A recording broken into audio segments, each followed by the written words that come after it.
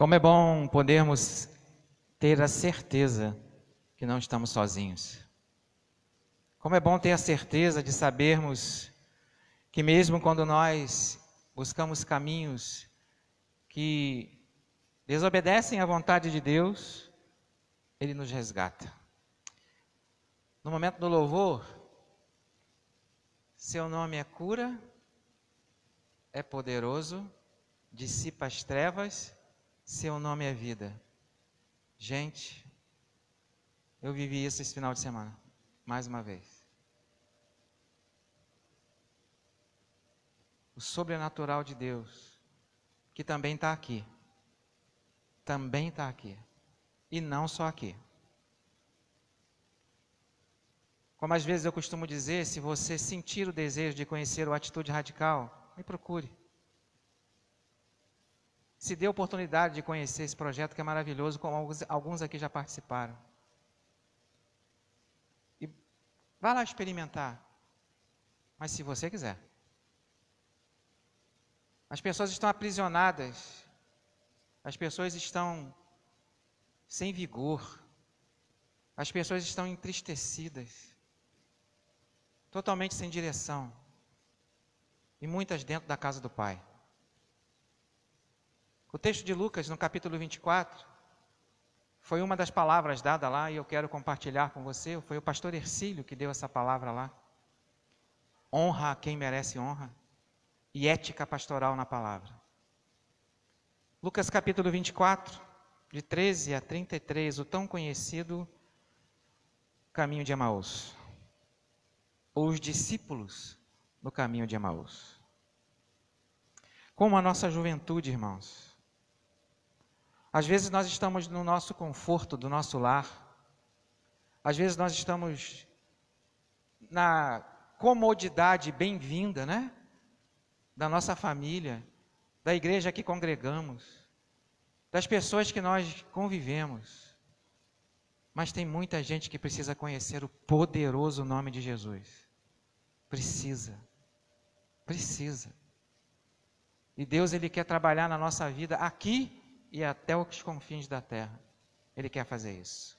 Então, baseado no texto de Lucas, e usando algumas palavras, como já falei, do pastor Hercílio, que está na minha memória, nós vamos ler Lucas capítulo 24, que te convida e me convida a um despertamento. Obrigado, irmão. Lucas capítulo 24, de 13 a 33, diz assim, para pegar todo o contexto. Naquele mesmo dia, ou seja, no domingo da ressurreição, 2 deles estavam indo para o povoado chamado Emaús, mais ou menos 10, 11 quilômetros de Jerusalém. No caminho, conversavam a respeito de tudo o que havia acontecido. Enquanto conversavam e discutiam, o próprio Jesus se aproximou e começou a caminhar com eles, mas os olhos deles foram impedidos de reconhecê-lo. E lhes perguntou, sobre o que vocês estão discutindo enquanto caminham? Eles pararam com os rostos entristecidos. Um deles, chamado Cleopas, perguntou-lhe, você é o único visitante em Jerusalém que não sabe das coisas que ali aconteceram nestes dias? Que coisas? Perguntou ele. Jesus é maravilhoso, gente. Jesus é maravilhoso.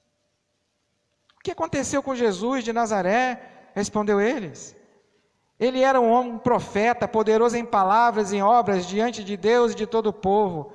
O chefe dos sacerdotes e as nossas autoridades o entregaram para ser condenado à morte e o crucificaram. E nós esperávamos que era ele que ia trazer a redenção a Israel. Doce ilusão de libertação política. E hoje é o 3º dia desde que tudo isso aconteceu. Algumas das mulheres entre nós nos deram um susto hoje. Foram de manhã bem cedo ao sepulcro e não acharam o corpo dele. Voltaram e nos contaram ter sido uma visão de anjos que disseram que ele está vivo. Alguns dos nossos companheiros foram ao sepulcro, encontraram tudo exatamente como as mulheres tinham dito, mas não o viram. ele lhes disse: como vocês custam a entender e como demoram a crer em tudo o que os profetas falaram. Não devia o Cristo sofrer essas coisas para entrar na sua glória? E começando por Moisés e todos os profetas, explicou-lhes o que contava a respeito dele em todas as Escrituras. Ao se aproximarem do povoado para o qual estavam indo, Jesus fez com que ia mais adiante, mas eles insistiram muito com ele: fique conosco, pois a noite já vem e o dia já está quase findo. Então ele entrou para ficar com eles. Quando estava à mesa com eles, tomou o pão, deu graças, partiu e deu a eles. Então os olhos deles foram abertos e reconheceram, e ele desapareceu da vista deles. Perguntaram-se uns aos outros: não estava queimando o nosso coração quando ele nos falava no caminho e nos expunha as Escrituras? Levantaram-se e voltaram imediatamente a Jerusalém. Ali encontraram os 11 e os que estavam com eles reunidos, que diziam: é verdade, o Senhor ressuscitou e apareceu a Simão. Sabe, quando eu e você estamos olhando para as Escrituras, nós precisamos lembrar de uma coisa: tem muita gente que está a caminho, mas não no caminho. Tem muita gente que está indo em direção, mas não em obediência a Cristo. Qual foi a ordem de Jesus? Fiquem em Jerusalém, até que do alto sejam revestidos de poder. Esses dois aqui, ou como alguns dizem, esse casal, não dá para saber exatamente, foram obedientes? Eles estavam num caminho. Eles estavam a caminho de algum lugar, mas fora do propósito de Jesus. Desobedientes. A ordem de Jesus era esperar pacientemente, só 10 dias. Eles não sabiam que iam durar 10 dias, mas o Senhor já sabia. E aí, o interessante é que, da mesma maneira que tem esses homens, e da mesma maneira que esses homens aqui não conseguiram entender o que Jesus quis dizer, nós não podemos esquecer que tem promessas de Deus sobre a sua vida, direcionamento de Deus sobre as nossas vidas. E Deus vai nos chamando a mudança de vida o tempo todo. Deus vai nos convidando a caminhar em direção a Ele. Naquele mesmo dia, 2 deles estavam de caminho, na versão mais conhecida, para uma aldeia chamada Emaús. Muitas pessoas dizem significados do o que quer dizer Emaús. No hebraico, água quente. Quem não gosta de uma aguinha quente? Quando está com uma dorzinha no pé, uma dorzinha muscular, não é? Quem não gosta de uma aguinha que traz alívio? Mas não era Emaús, era Jerusalém, o lugar da obediência. Estamos no lugar da obediência? Estamos? Quantas pessoas perdidas em pecados e delitos, como cantamos, em vícios.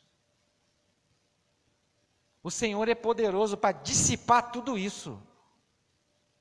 Destruir, no bom sentido da palavra destruir, tudo isso.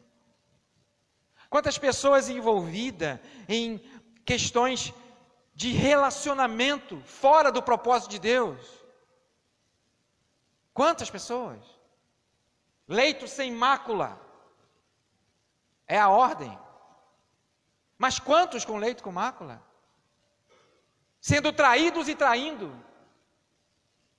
Quantos envolvidos em orgias, em bagunças, em bebedices, em drogas? Quantos? Quantos envolvidos em pecados que contrariam a vontade de Deus? Podíamos falar vários pecados. A incredulidade, como esses homens aqui, ou esse casal aqui. A maledicência. A minha boca se encheu de alegria, e a minha língua de o quê? Júbilo, e não de maledicência e fofoca. Pecado. Pecado. Mas aí, nós olhamos para essa narrativa, e nós vamos perceber que, sabe, quando não acontece aquilo que esperamos, a gente desanima. A gente desiste. E a gente vai embora. Vai embora. Jesus morreu.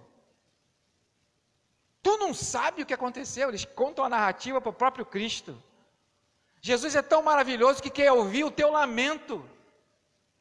Jesus é tão maravilhoso, sabendo da tua dor, Ele quer ouvir a tua dor. Tua dor.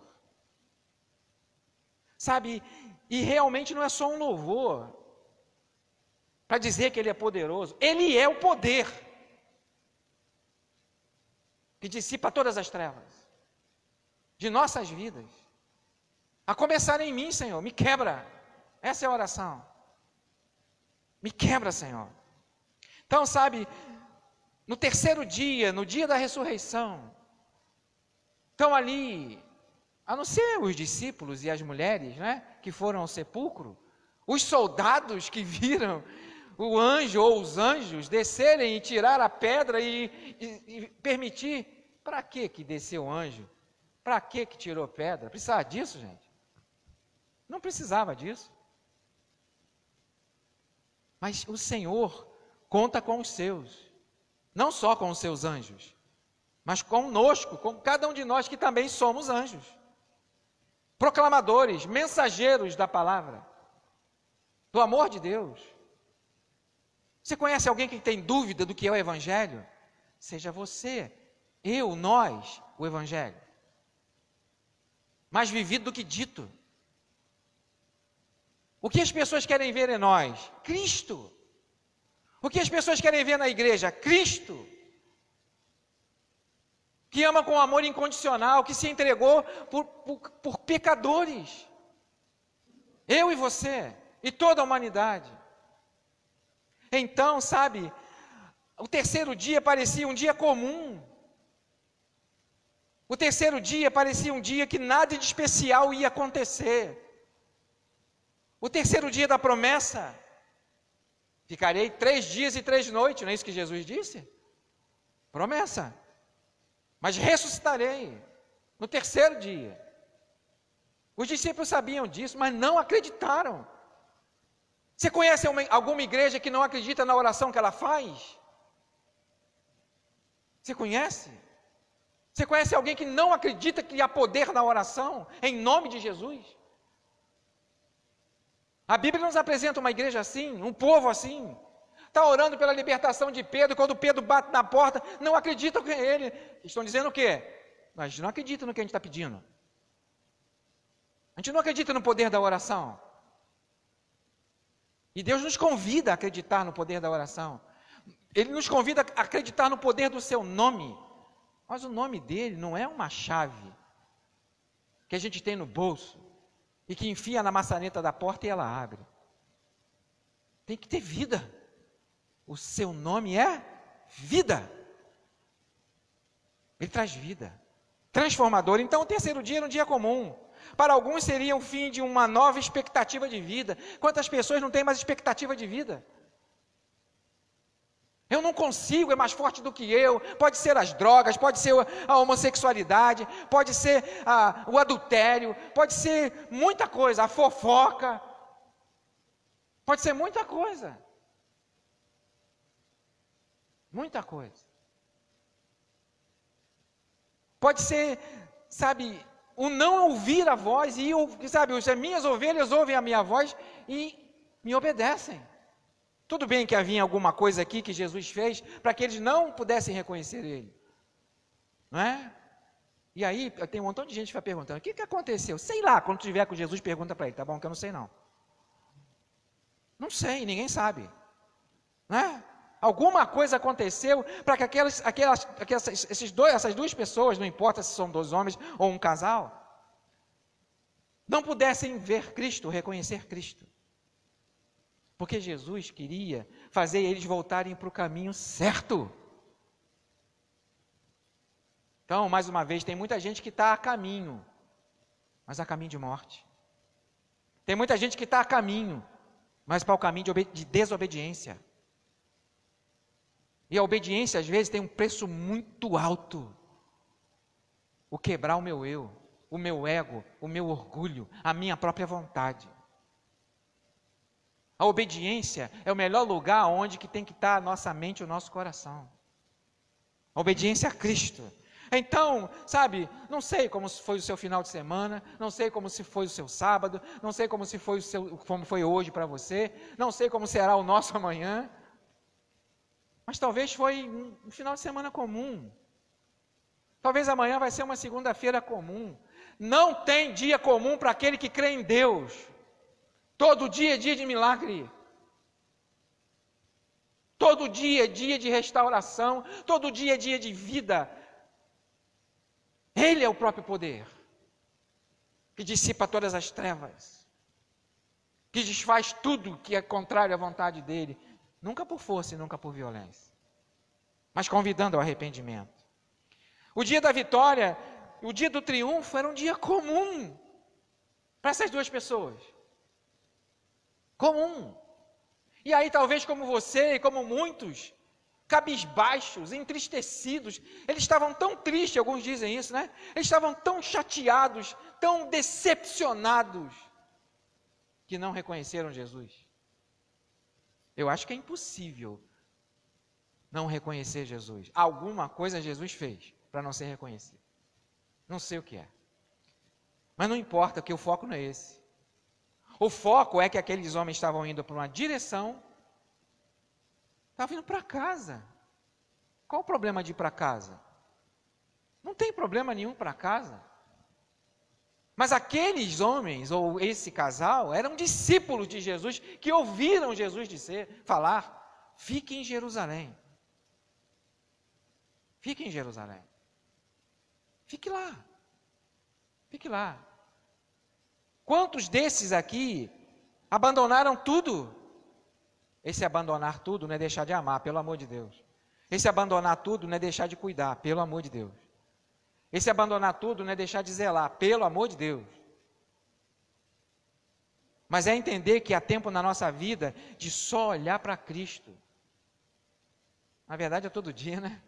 Porque se a gente não olhar para Ele, a gente às vezes fica decepcionado como esses dois aqui. Decepcionados. Então, esses discípulos haviam deixado tudo por causa de Cristo. Tudo. Mas agora estão voltando para casa decepcionados. Decepcionados. Deus não falou comigo. Por que Jesus morreu? Jesus tinha que decapitar ali com o seu poder e a sua força todo o Império Romano. Tinha que convencer todo mundo pela força e pela violência. Não é? E agora é o terceiro dia de tudo que aconteceu, tu não está sabendo de nada. Onde que tu estava? Né? Permita-me, né? A liberdade. Aonde que tu estava? Que tu não está sabendo de nada? Estava morrendo por vocês, cabeçudos. Também não falou isso não, né? Também não falou isso não. Mas eram desobedientes. Desobedientes. Queremos ver milagres? Vamos obedecer à voz de Cristo. Que é vida. Queremos ver transformação? Primeiro no eu, para depois acontecer no outro. Vamos anunciar Cristo. Cantamos isso, né?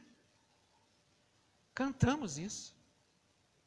Mas anunciar Cristo não somente com pregações, com sermões. Anunciar Cristo não somente com louvores e adoração, mas anunciar Cristo cotidianamente, porque todo dia é dia de milagre, não é dia de decepção para aquele que crê. Como eu falei na quinta-feira, o olho ainda não viu, ouvido ainda não ouviu, e não penetrou no coração de ninguém o que Deus tem para você, para os seus, para todos que estão ao seu redor e também para mim e para os meus. Então, esses discípulos haviam deixado tudo, mas agora estão decepcionados. Com quem? Com Jesus. Com Jesus. Os desobedientes não ficaram sabendo da boa notícia. A música diz também sobre depressivos, né? Depressão. Eles aqui estão depressivos, angustiados, não é? Porque Jesus morreu. E agora a gente está sem ele nem beira, sem caminho, sem verdade, sem vida. E aí quem tem que aparecer para acertar o caminho? O próprio caminho. O próprio caminho. Mas às vezes, como acontece com muitos, aconteceu com eles. Jesus está falando, Jesus está abrindo o seu coração, Jesus está anunciando quem ele é e o que ele fez, mas não estão nem aí para isso. Mas bastou um gesto, o partir do pão, e aí os seus olhos se abriram. Mas aí Jesus não está mais lá. Olha o que Jesus faz. Em que caminho estamos andando? Em que caminho você está andando? Quantas vezes Jesus já foi lá para te resgatar e você não se permitiu ser resgatado? Quantas vezes Jesus já foi lá para que houvesse despertamento em nós, em você e em mim, e a gente não conseguiu dar meia volta? A gente preferiu continuar indo para Emaús, porque lá é o lugar da água quente, da água que traz refrigério ao corpo. É lá, é lá. Mas é lá em Jerusalém que iria acontecer o grande milagre. Dias depois. Só 50 dias depois. E aí, o Senhor deseja de você e de mim que caia por terra toda a falta de esperança. O Senhor deseja de você, de mim, de nós, que caia por terra toda a incredulidade, que caia por terra toda a falta de fé mesmo, de saber que Ele é poderoso e que o seu nome realmente está acima de todo nome, e que Ele realmente dissipa todo o principado e potestade sobre a vida das pessoas. Ai, gente, como é terrível, como é terrível. Você está de frente de uma pessoa controlada pelo maligno. Como é terrível. Você está diante de uma pessoa que quer se libertar, mas tem medo da libertação. Como é terrível você estar diante de uma pessoa que ouve, não importa onde seja, inclusive até aqui, até aí. Ouve e não abre os olhos. Porque Jesus já fez e ainda está fazendo. Ele mesmo disse: o meu Pai trabalha até hoje e eu também trabalho para salvar o pecador. Então, sabe, a desesperança foi embora no partir do pão. A desesperança foi embora no gesto: este é meu corpo que é dado por vós. A desesperança foi embora. O recusar obedecer virou obediência. Eles não esperaram o amanhã. Eles foram imediatamente de volta para Jerusalém. Precisamos contar o que nós vimos. Quando chegam lá, os discípulos já sabiam. É verdade. Ele ressuscitou. E aí volta aquela esperança de vida eterna. Aquela caminhada, sabe, que, poxa, não sei se já aconteceu com você. Pô, estou tão triste, estou tão chateado, chateada, aborrecida, porque aonde que está Deus? Onde que Ele está? Aonde que Ele se encontra? Jesus já respondeu aonde? Em espírito e em verdade, Ele busca os seus adoradores, porque o nome dEle é vida. É vida. Eu não sei como é que está a tua vida, Muito mal sei da minha. Mas Ele é poderoso para dissipar todas as trevas.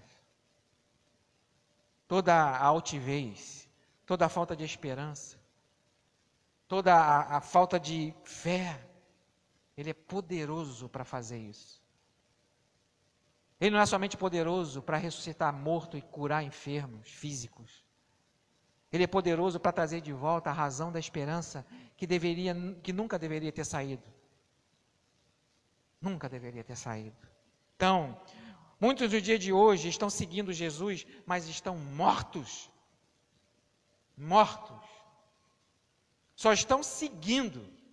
Tem uma tradução que fala assim: façam seguidores, porque discípulo é aluno, pelo amor de Deus. Não é seguidor, não. Esse negócio de seguir é coisa de rede social. Não é? Tem muita gente que segue, mas não vai chegar a lugar nenhum. Porque está seguindo o caminho de morte. A rede social está repleta disso aí. Repleta disso aí. Então Deus vai nos convidando a termos realmente uma vida ativa no reino. Também falei quinta-feira aqui. Então, retornar para Emaús significa que eles iam recuperar um erro na vida deles. Vamos voltar para casa. Não foi isso que os discípulos fizeram? Vamos voltar a pescar, pô. Vamos voltar a pescar. Tem algum problema a trabalhar? Nenhum. Trabalhar, o homem tem que trabalhar, o ser humano, né? Com o suor do teu rosto ganhará o teu pão. Mas não deu certo, não é mais, sabe? Dá para entender quando Deus não quer que você continue fazendo o que você está fazendo? Consegue entender? Que não dá para continuar fazendo aquilo que Ele falou que não é mais para continuar fazendo. Você sabe o que é. Você sabe o que é. Aqueles lá não tinham que mais jogar a rede no mar para pegar peixe. Esses aqui não tinham que voltar para casa. Mas não tem nenhum problema voltar para casa. Como é bom ter uma casa para voltar. É ou não é? Como é bom ter um lar para você abrir a porta, entrar e chegar no teu paraíso. No teu jardim. Não é? Assim tem que ser a nossa casa. O jardim antes da queda. Assim que tem que ser nosso lar. Mas, sabe, o Salvador, Ele vem em resgate ao abatido. Ele vem em resgate ao oprimido. Ele vem em resgate ao cansado, ao sobrecarregado, ao sem esperança. E se Jesus não vai lá, eles só iam ficar sabendo quando voltassem para Jerusalém. Apesar que a notícia correu, né? 10 quilômetros é rapidinho. Para nós hoje, né? Para nós hoje é rápido. Jesus quer continuar trabalhando na sua vida, na minha vida. Então, fontes de água quente, vamos voltar para lá. Para o nosso lugar seguro. Para o nosso jardim. Vamos voltar para lá. Mas não era mais para estar lá. Haverá o tempo de voltar para lá. Mas agora, o foco era ir e fazer discípulos de todas as nações. Havia um propósito na vida daquelas 3.000 pessoas que foram alcançadas. E havia um propósito na vida, não somente desses 12, mas de 500 pessoas, pelo menos, que seguiram Jesus. Um dos que deram no pé foi esses dois aqui, ou esse casal aqui, né? E aí, os 120 obedientes receberam o poder. Receberam o poder. Receberam. E eu tenho certeza que esses dois aqui receberam. Que é impossível, mesmo no momento de agonia, de aflição, de angústia, de decepção, estar com o próprio Cristo ao lado e não entender que Ele é o Senhor. E que Ele tem muito mais para fazer por nós e através de nós. O poder é Ele. Nós somos só cacos usados por Ele. E é isso que Ele quer de você e de mim. Então, sabe, essa narrativa te convida e me convida a um autoconhecimento. Por que caminhos temos andado? Aonde estão indo os nossos pés, as nossas mãos, os nossos olhos, a nossa mente? Aonde está indo? Quantas pessoas aprisionadas na pornografia virtual, gente? Quantos? Quantos? Quantas pessoas estão perdidas e precisam ser achadas? E se nós não formos, Jesus já vai estar lá. Ainda bem. Mas Ele nos deu uma missão de fazer discípulos de todas as nações, de todos os lugares, através da nossa vida. Porque a vida dele em nós é vida. Todos nós andávamos mortos em delitos e pecados, mas o Senhor morreu por nós, sendo nós tão pecadores, só para lembrar. E nos convida à mudança de vida todo o tempo. Então, Deus estabeleceu o seu plano de salvação em seu Filho e em mais ninguém. Em Jesus Cristo e em mais ninguém. Só Jesus Cristo salva, não é uma frase atrás de uma camisa amarela. Não é. É verdade. É verdade. Não é só atrás da camisa do Atitude Radical, que também está lá. Não adianta vestir uma camisa e não ser do Senhor que está ali nos chamando a fazer as coisas. Nada adianta. Nada adianta. Deus ele nos convida então a uma mudança de atitudes. Iam conversando a respeito de todas as coisas que tinham acontecido. E aconteceu que quando é Jesus, é o Senhor, aí quem é o afoitozinho? Né? Quem está ali desesperado? O pescador de peixe que conhece as tempestades. E aí, se é tu mesmo, tudo bem, né? Mas se está com dúvida, não fala com aquela pessoa se é tu mesmo. Porque o diabo pode se transformar em anjo de luz. Na verdade, nunca deixou de ser anjo. Nunca deixou. Muita coisa pode surgir diante dos nossos olhos, brilhante, bela, cativante, mas é caminho de morte. Não estou falando que Emaús é caminho de morte. Emaús é caminho de desobediência. Mas a perspectiva do olho humano não é o olho de Deus. A perspectiva do olho humano é o primeiro que entra belo, bonito, todo, né, fortão. É esse que Deus escolheu.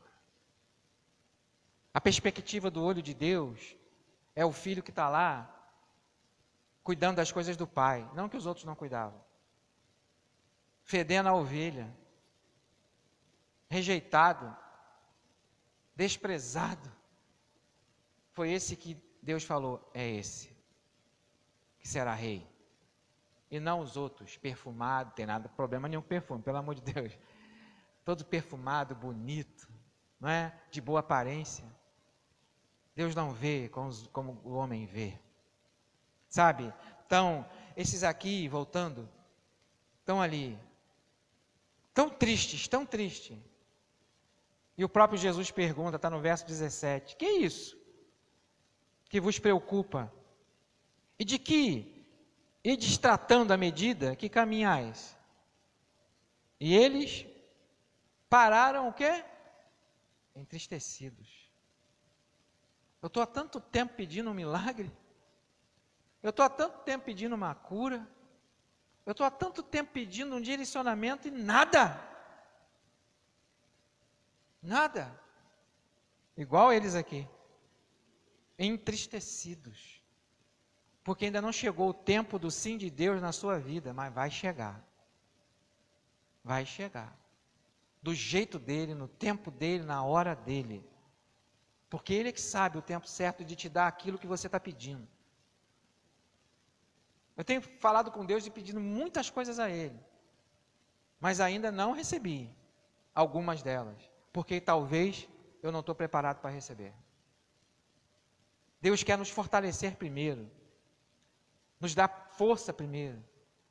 Para que a gente possa receber mais e mais e mais.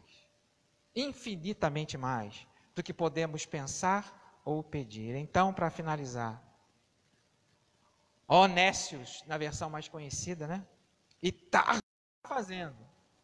E quando bater o abatimento, desculpe, né? Quando vier o abatimento, quando vier o cansaço, a sobrecarga, o não aguento mais,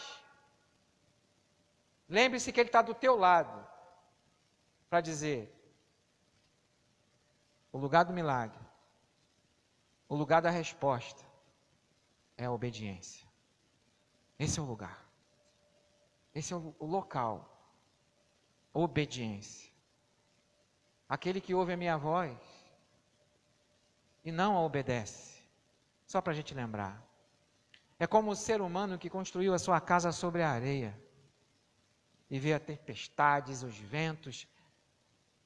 Foi forte tudo aquilo que veio sobre aquela casa. E ela, construída sobre a areia, ruiu. Não está falando de casa e de lugar de barro e tijolo. Está falando da gente, do nosso corpo, né? Do ser humano. Mas aquela pessoa que ouviu a minha voz e obedeceu, e construiu a sua casa sobre a rocha, que é o próprio Cristo, veio um montão de coisa para detonar, destruir, minar a pessoa. A fé dessa pessoa. Os sonhos e os planos de Deus na vida dessa pessoa. Mas, por estar alicerçada na rocha, não ruiu. Balançou. Deu uma, né? Mas não houve destruição. Não houve desobediência. Não houve retornar para o vômito. Não houve. Não houve o abandono da fé. Por mais que seja tempestade, pode ser até uma pessoa, um ser humano, que vem como uma tempestade sobre nós. Aquele que está firmado sobre a rocha, pode balançar, pode dar uma entristecida às vezes, mas nunca ser destruído. Até o apóstolo Paulo nos lembra isso. Então firme-se no Senhor, continue se firmando nele, sabendo que o mais Ele irá fazer. Porque, também falei quinta-feira aqui, né? Até aqui, o Senhor tem nos ajudado. Esse até aqui é até agora. Até 9 horas lá, 7 minutos, já foi. Já não é mais até aqui. Já se passou 2 segundos. Deus nunca nos abandonará. Nunca nos deixará. E se por acaso Ele vier da maneira que Ele quiser e falar assim, ó, está errado, retrocede, volta para o caminho da obediência, e a gente não fizer isso, a culpa não é dele, nunca será, é nossa. Mas se Ele vier e nós dermos ouvidos para Ele, nós estamos dizendo, não somente para Ele que já sabe, mas para nós mesmos e para todos que estão ao nosso redor, que a nossa casa, ou seja, o meu eu, a minha fé, está alicerçada sobre Cristo, e nada pode me abalar. Nada pode. É o Senhor que está contigo o tempo todo e te abençoando. Feche teus olhos. Isaías vai dizer: todavia, agradou o Senhor moê-lo, fazendo enfermar, e quando a sua alma se puser por expiação do pecado, verá a sua posteridade, prolongará os seus dias, e o bom prazer do Senhor prosperará na sua mão. Isaías 53:10. Deus estabeleceu planos para você, para mim e para nós. E Ele sabe o que é melhor para cada um de nós. A confiança perseverante no que Deus está falando para você, e você sabe, eu sei o que eu preciso mudar na minha vida. Você sabe o que você precisa mudar na sua vida. Jesus foi lá, começou a caminhar com essas 2 pessoas, para que elas pudessem lembrar que tem coisas que precisam ser acertadas na vida. Às vezes tomamos decisões erradas, e pela misericórdia e a graça, o Senhor vem para corrigir a rota, nos colocar de volta no caminho da verdade e da obediência. Quando ouvir a minha voz, não seja como o povo lá, que endureceu o coração. Senhor, em nome de Jesus, o Teu Filho, quero Te agradecer, Senhor, pela graça do direcionamento, pela graça do nos fazer abrir os olhos. Abre, Senhor, os meus olhos, os olhos do meu coração. Quero Te ver, Senhor. quero te ver, Senhor. Mas, Senhor, vê se há em mim algum caminho mau. Essa é a nossa oração hoje. E guia-me pelo caminho eterno. Talvez esse caminho mau é o caminho da desobediência, da incredulidade. Ó Senhor, essas pessoas indo para Emaús precisaram ser despertadas. Viveram contigo, Jesus. Que privilégio. Um dia também estaremos assim. Mas enquanto estamos aqui, não vivemos por vista, mas vivemos por fé. E sabemos que o Senhor sempre terá o melhor, mesmo no teu não. Muito obrigado por isso. Quando sairmos aos teus olhos, e quando despertarmos amanhã para um novo dia e uma nova semana, que possamos ser como esses homens, ou essas pessoas, ou esse casal, que voltaram cheios de alegria e esperança,